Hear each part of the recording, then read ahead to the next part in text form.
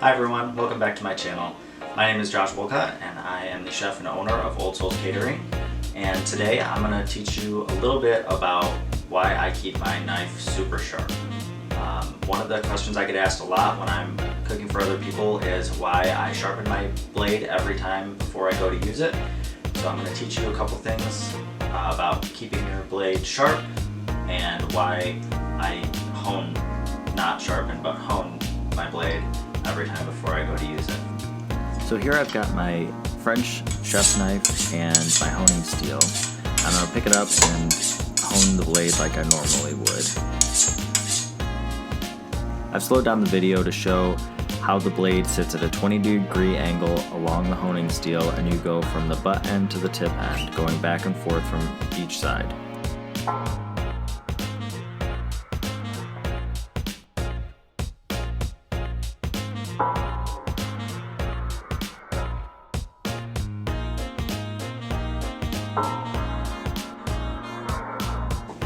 Putting your knife up in the air like I do is not the safest way to do it. So I also recommend doing it this way, where you take your steel and hold it against a towel on your counter and run your blade at that same 20-degree angle down both sides.